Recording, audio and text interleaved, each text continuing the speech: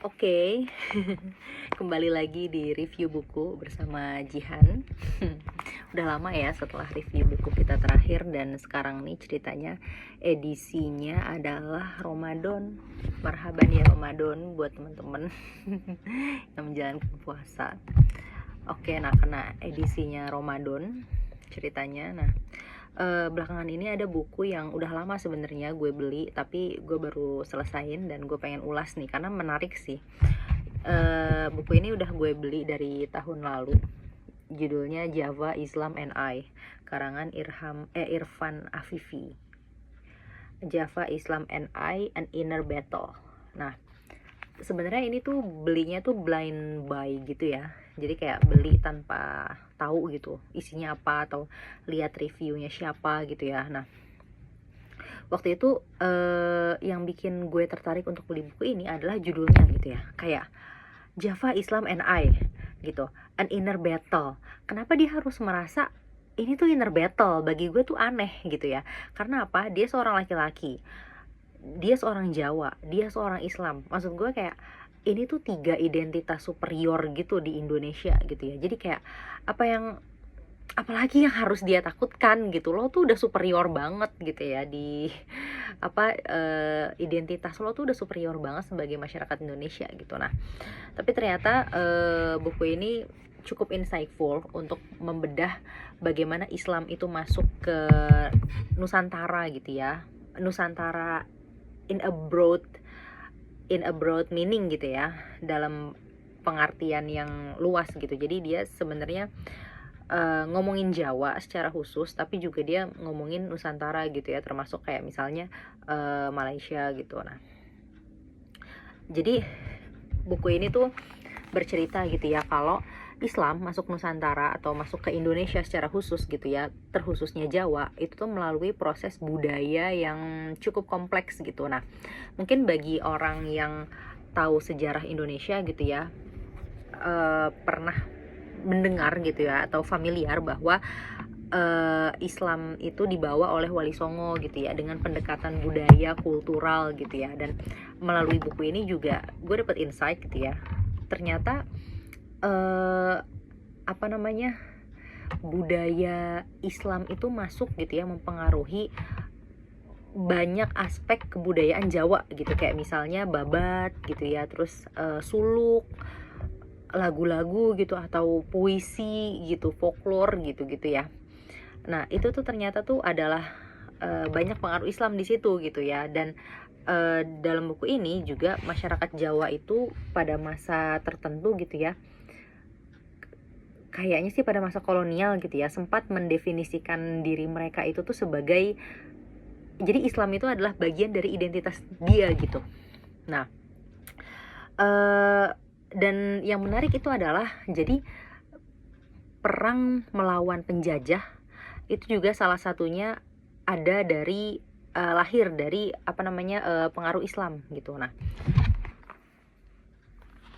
banyak di sini juga diceritain gitu ya, bahwa Islam di Jawa itu kan menurut Clifford Geertz itu terbagi jadi 3 gitu ya, priai, abangan, sama santri gitu. Nah, ternyata tuh ketiga pembagian ini gitu ya, yang cukup populer, yang ternyata tuh si Irfan Afifi ini juga sebenarnya mengkritik gitu ya terkait pembagian itu gitu, kayak masyarakat Islam Jawa tuh lebih kompleks dari itu loh gitu ya. Tapi gampangnya biar orang ngerti, coba deh kita bedah nih si 3 identitas ini nih, si priai, abangan, dan santri gitu ya. Nah, ternyata tuh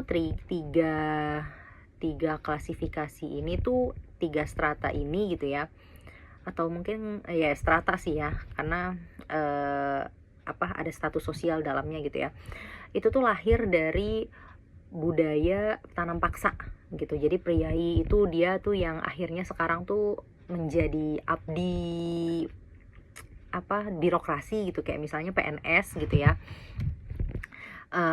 Dia yang mengopres gitu masyarakat di bawah gitu, untuk untuk ya menanam gitu, yang menghasilkan keuntungan untuk colonizer gitu ya, untuk penjajah. Nah, terus kemudian abangan nih dia orang yang dia tuh ada pengaruh Islam tapi dia itu tuh di golongan bawah gitu, jadi sebagai orang-orang yang terdampak gitu ya, tapi dia beragama Islam. Nah kalau si santri ini dia itu cendekiawan muslim gitu, yang dia itu kuliah di negara Arab gitulah, pokoknya dapat scholarship gitu, beasiswa di luar negeri gitu untuk belajar Islam gitu ya. Nah dan perkembangan Islam ini juga di Jawa gitu khususnya gitu ya, berkembang sampai ke apa namanya perjuangan-perjuangan kelompok-kelompok muda maupun kelompok apa namanya kelompok pembaharu gitu ya, kayak misalnya Sarekat Islam gitu, Budi Utomo gitu gitulah pokoknya. Nah dan ada satu quotes yang cukup menarik gitu ya dalam buku ini, yaitu dia bilang kalau nah dia bilang knowledge is always connected to politics. Nah in this case more precisely to the politics of culture. Nah jadi pengetahuan tentang Islam gitu ya dimaknai melalui culture, tapi di situ juga ada pengaruh politik. Kayak dia tuh cerita di sini, bagi colonizer gitu ya, bagi penjajah, Islam itu tuh di framing sebagai gara-gara Islam masuk nih jadi bubarkan kerajaan Hindu-Buddha kayak gitu. Nah tapi bagi masyarakat Jawa yang berjuang untuk kemerdekaan gitu ya, agama Islam ini dipandang sebagai agama pembaru gitu ya, dan agama yang dia itu tuh meniadakan kasta gitu, ketika semua makhluk itu sama di mata Allah kayak gitu gitulah pokoknya. Nah ada politik of culture gitu ya yang mempengaruhi framing Islam itu dipandang berdasarkan sejarah gitulah pokoknya.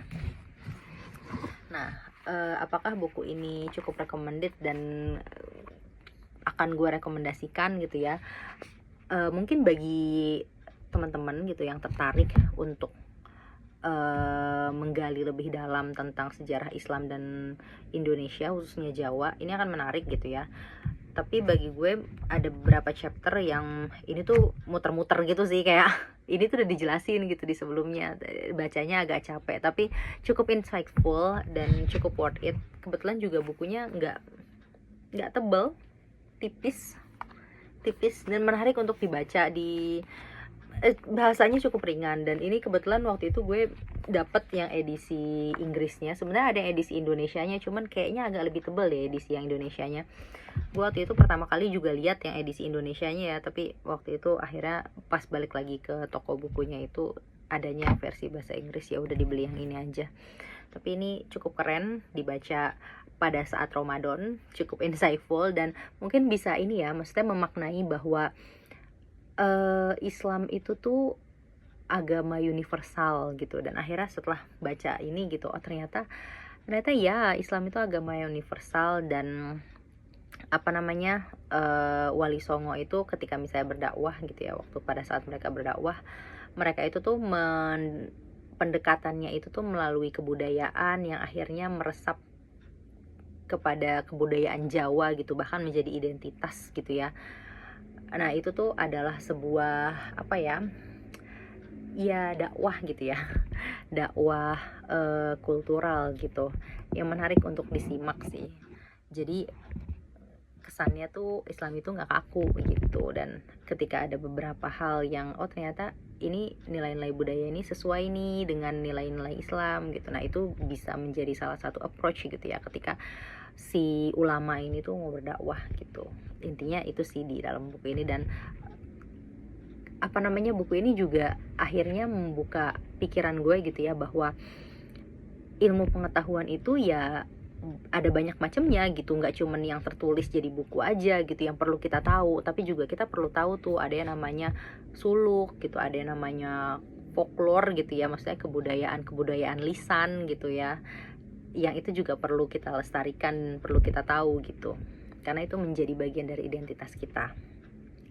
Sekian review singkat dari buku yang singkat ini, singkat, jelas, dan padat. Mudah-mudahan membantu dan teman-teman kalau tertarik baca, silahkan komen di bawah dan kasih tahu dong kira-kira gimana nih pendapatnya setelah udah baca. Oke, sampai jumpa lagi di sesi review buku selanjutnya. Bye.